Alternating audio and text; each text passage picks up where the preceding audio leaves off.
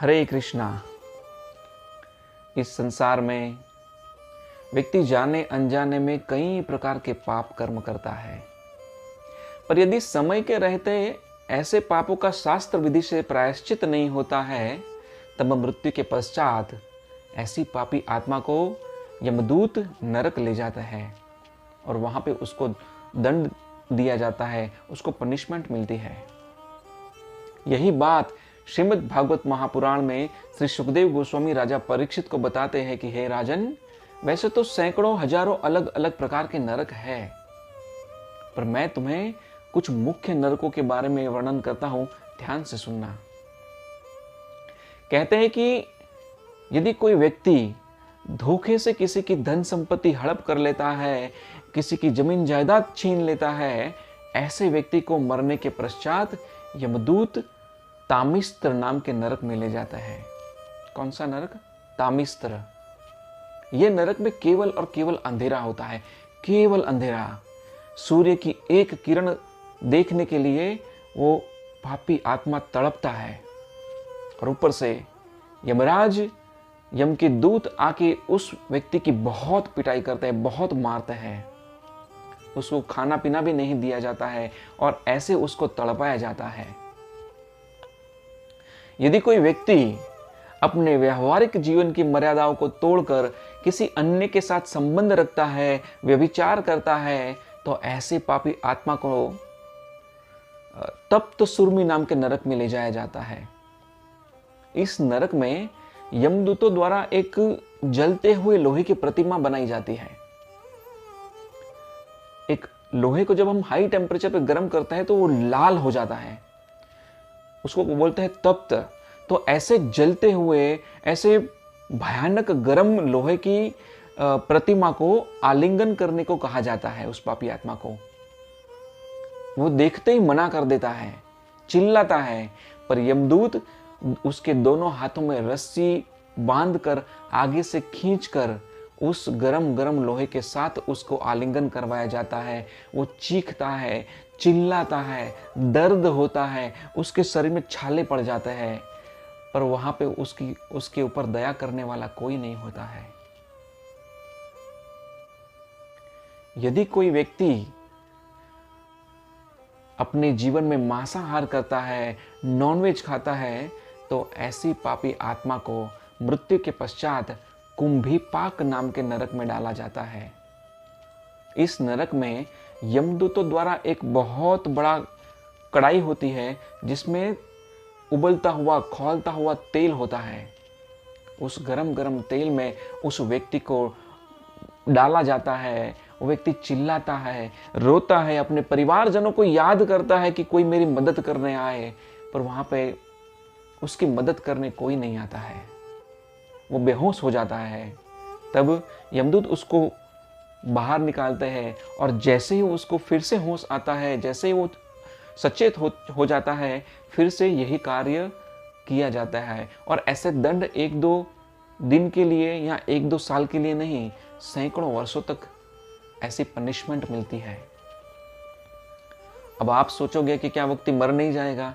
हाँ, तो मृत्यु के पश्चात ये जो नरक की जो यातनाएं हैं, नरक की जो पीड़ा है, वो सहन करने के लिए मनुष्य को एक शरीर दिया जाता है, जिसको यातना शरीर बोलता है। इस शरीर में सब कुछ है, इमोशंस है, फीलिंग्स है, केवल इस शरीर की मृत्यु नहीं होती है, सिर्फ बेहोश हो जाती है। जब राजा परीक्षित ने यह सब सुना, वो तो कांप गए, चिंतित हो गए, पूछते हैं महाराज, इससे बचने का कोई उपाय बताइए। श्री सुखदेव गोस्वामी कहते हैं, राजन बहुत सरल है, प्रायश्चित कर लो। परीक्षित इंटेलिजेंट थे, बोलते हैं प्रायश्चित करने से क्या होगा? मनुष्य के भीतर जो पाप करने की वृत्ति है, वो तो वैसे की वैसी रहेगी ना। तो आज प्रायश्चित करेगा, फिर कल वो पाप करेगा, फिर से प्रायश्चित करेगा। कोई ऐसा उपाय बताइए कि मनुष्य की अंदर की जो पाप करने की वृत्ति है वो नष्ट हो जाए।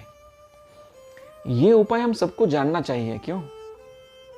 क्योंकि हमने भी जाने अनजाने में हमारे जीवन में कई अलग अलग प्रकार के पाप किए होंगे। सुखदेव गोस्वामी उसको राजा परीक्षित को कहते हैं कि राजन, जैसे शराब से भरी हुई बोतल, मदिरा से भरी हुई बोतल को तुम कितनी भी पवित्र नदी में स्वच्छ करो, उसको धो, वो मलिन ही रहती है। ठीक वैसे ही छोटे बड़े प्रायश्चित से मनुष्य की बाहरी थोड़े बहुत पाप नष्ट हो जाएंगे, पर भीतर की जो पाप कर्म करने की मलिनता है ना, वो नष्ट नहीं होगी। परीक्षित कहते हैं वो कैसे नष्ट होगी? सुखदेव गोस्वामी कहते हैं, केचित केवलया भक्त्या वासुदेव परायणा।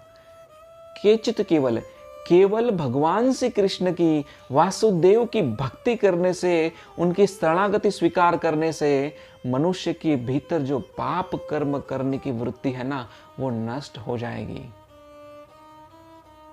जैसे सूर्य की किरण पड़ते ही कोहरा नष्ट हो जाता है, जैसे सुबह होते ही अंधेरा नष्ट हो जाता है, जैसे घने जंगल में केसरी वनराज की दहाड़ से छोटे बड़े सब पशु पक्षी तितर बितर हो जाते हैं, भाग जाते हैं, ठीक वैसे ही कृष्ण की भक्ति को स्वीकार करके मनुष्य जब उनको शरणागत हो जाता है, सरेंडर हो जाता है, नाम जप का स्वीकार करता है, उसी क्षण उसके हृदय में जो ये पाप कर्म करने की वृत्ति है ना, वो नष्ट हो जाती है भक्तों, नष्ट हो जाती है। कितना सरल उपाय, केचित केवल आया। और दूसरा कोई उपाय नहीं है राजा परीक्षित, कोई उपाय नहीं है राजन। यहां पे एक प्रश्न उठता है कि व्यक्ति जीते जी, जिसने पाप कर्म किए, उसने मरने से पहले भगवान कृष्ण की भक्ति स्वीकार कर ली, तब तक तो ठीक है, वो उसका जीवन सुधर जाएगा, वो वैकुंठ गमन प्राप्त, वैकुंठ उसका हो जाएगा। पर यदि ऐसा व्यक्ति जिसने शराब पी है, मांसाहार किया है, व्यभिचार किया है, या अन्य अलग अलग प्रकार के कई पाप कर्म किए हैं, और ऐसे पाप कर्म करते करते ही उसकी मृत्यु हो जाती है, तब उसका क्या होगा? उसको कैसे बताया जाए? क्योंकि ऐसा पापी आत्मा नरक तो जाएगा भागवतम के हिसाब से, और उसको भगवान की भक्ति का मौका नहीं मिला, क्योंकि पाप कर्म करते करते ही मर गया। तो ऐसे व्यक्ति का उद्धार कैसे होगा?